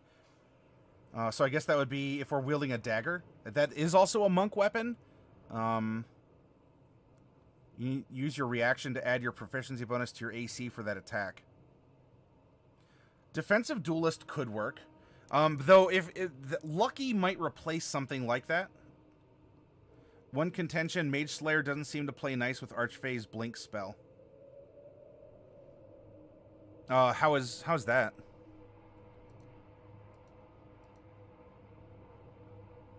Is that because in reaction to Blink, so Blink goes off? I mean, so if that's the case, then so it's the one spell that it's weak to. It's not a bad thing to consider, Civil.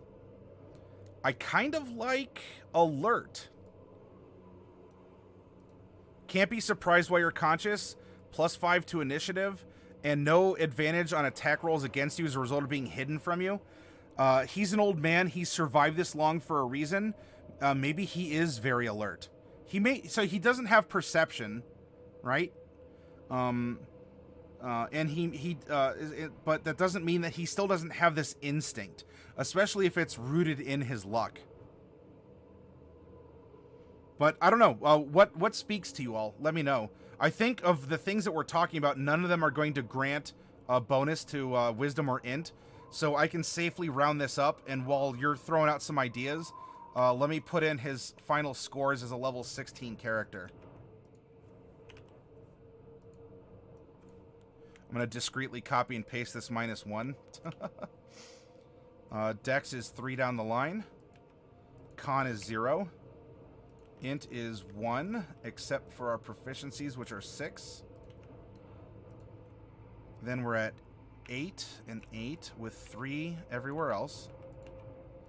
Charisma is going to be 7, 7, 7. Lucky 7s. 2 deception, 2 performance. Keen Mind, Alert, Defensive Duelist, Warcaster all seem like good choices. I kind of like Alert then. You know, he's the old man, and it doesn't mean that he's not addled. Physically, he may be aging out of his body, but maybe mentally he's still there. Something along those lines. Keen Mind could work for navigation. That's true. Defensive Duelist or Warcaster. Well, I'm going to go with Alert unless, a lot of you say, no, Matt, you're whacked out of your gourd. Just go with something else, and that's fine. Hello, Funny. Welcome. Good to see you.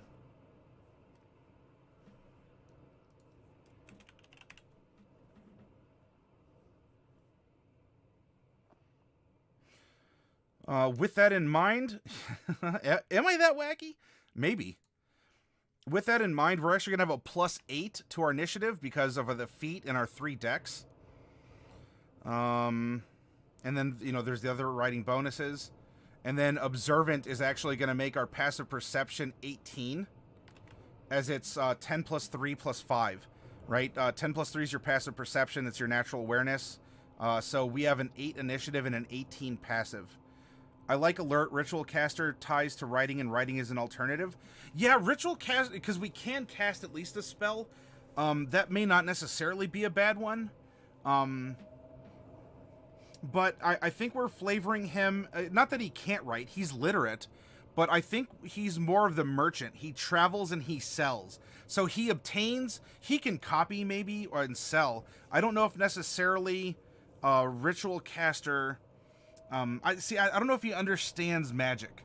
Magic is given to him by his Archfey patron. And, well, I guess the feat could show that he's trained to learn. Anything is anything, right?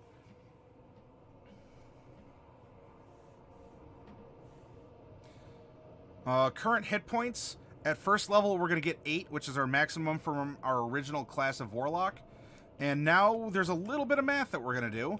We have taken 6 levels. Well, whatever. We have 11 levels. I'm sorry. Ooh. I'm going to do this one at a time to not get ahead of myself. We have 5 other levels of Warlock, which are going to be half +1 of the D8 hit die. we have 5 full levels, right? Because we're level 6 Warlock. Then we have 5 full levels of Monk, which is also a D8, so that's going to be 5 times 5. We have 5 levels of Ranger, which is a D10, so that's going to be 5 times 6, because 6 is the half plus 1 hit points you gain off of Ranger.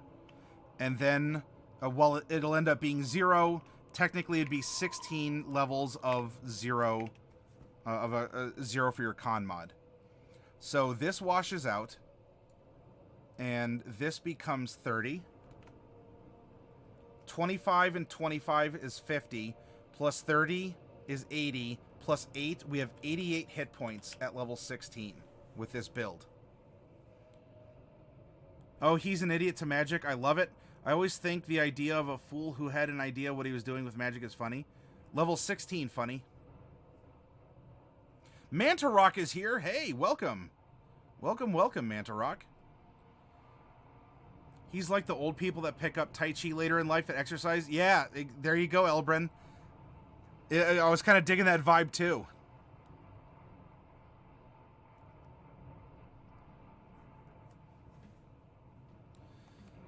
So congratulations, we don't have a pile of stats. Can you think of a name for this halfling?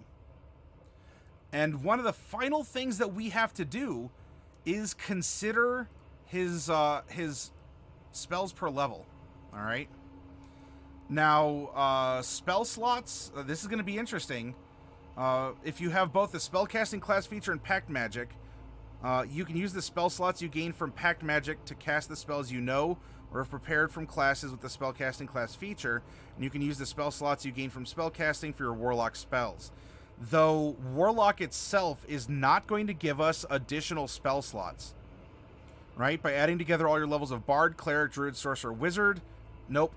Half your levels of Paladin and Ranger. Yep. And a third of your Fighter or Rogue. And nowhere is the Warlock mentioned. If you have more than one spellcasting class, this table might give you spell slots of a level that is higher than the spells you know or can prepare. You can use those slots, but only to cast your lower level spells. So, we are a Ranger 5, which is going to be effectively a Ranger, like a second level caster, until we can get one more level in it. And so, as a second level caster, we have 3 first level spell slots. Ta-da! And we know 3 Warlock cantrips.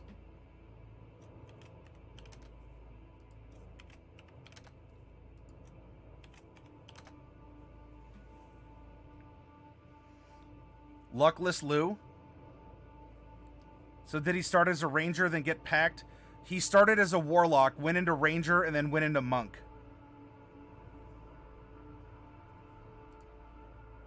Now, because we can't prepare spells as per the classes, our slots are just limited. As a Warlock, we are going to know, by 6th level, 7 spells. And we technically would have a slot level up to 3rd, but that's not going to happen with our multi-class. And so for this special instance, it sounds like we're going to take a lot of level 1 spells instead of going up. I mean, eventually we might level up and you know, and get another slot. You know, we might go 4 and 2 or something like that. But really, by this level, we're going to know Warlock 1. We know 2 spells. There's level 2. Level 3. 4, 5, 6.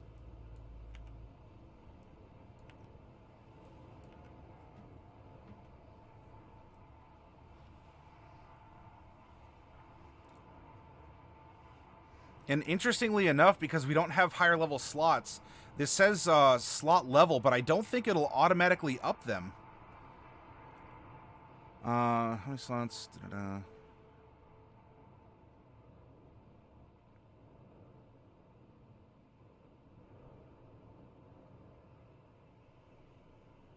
Yeah, because you must spend the highest level, but we only have level 1 available. Which, by the way, for the invocations, not competing for our spell slots is going to be huge. That's why we took the utility ones. And now for Ranger. Spells known. Similar predicament here. I guess we'll just go 4 Ranger spells at first level. R1. Then we're going to get our second one at level 3. And our last one at level 5.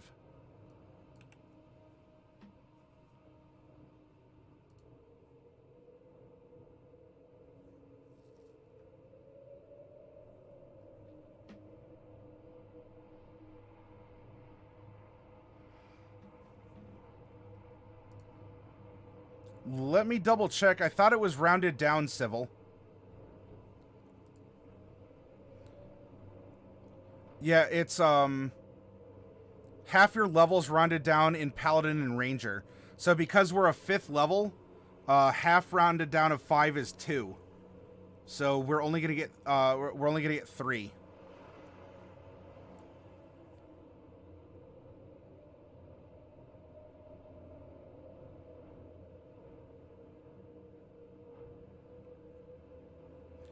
Warlock spell slot level is 4 at that level. It is, but we don't have 4th level spells. And it, unless I'm missing something, must be a MC thing. What's MC? What, am I missing something? So we don't have 4th level spell slots, though, Elbrin. We only have 1st level spell slots. Multi-class. Yeah, so the spell slot, I mean, this is technically a full caster progression chart, but when you're determining your spell slots as a multi-class character, you get the spells, right? We could technically take 2nd level spells, but we won't be able to cast them because we don't have 2nd level spell slots. You can use the slots as full 4th level for the spell effect.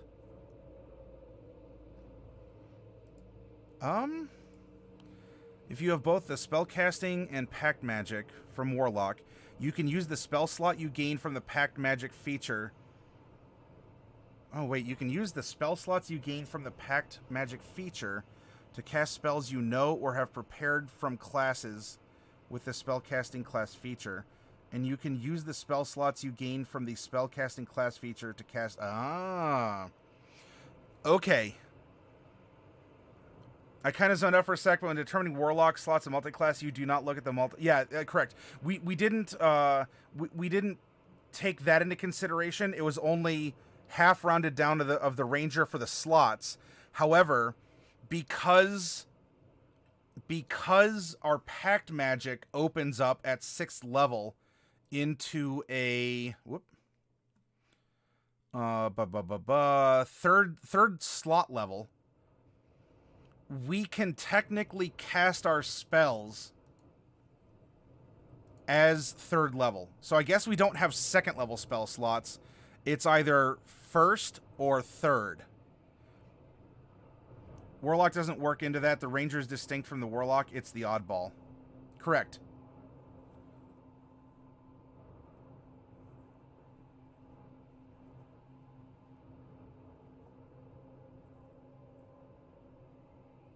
Oh, I'm sorry if I missed something up here.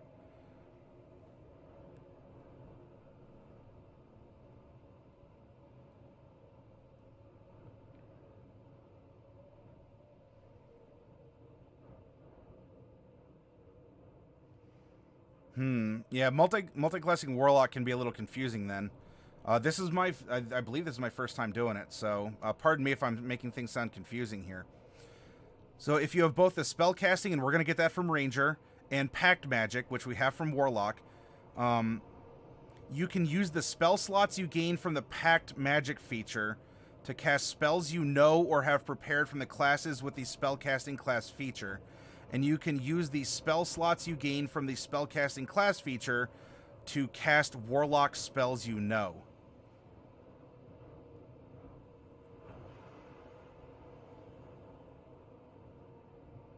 So there are no caster classes combining. You can just use the ranger class table.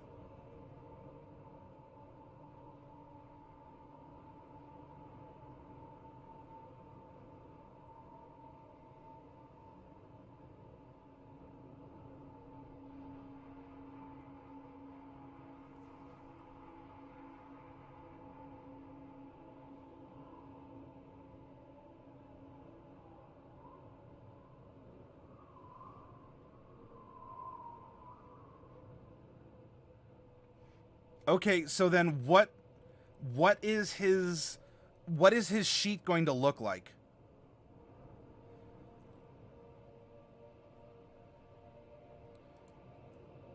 Because as a 5th level ranger, then if it's independent, he is going to have 4 and 2 for spell slots. But then warlock is going to have at 6th level is going to have 2 3rd levels.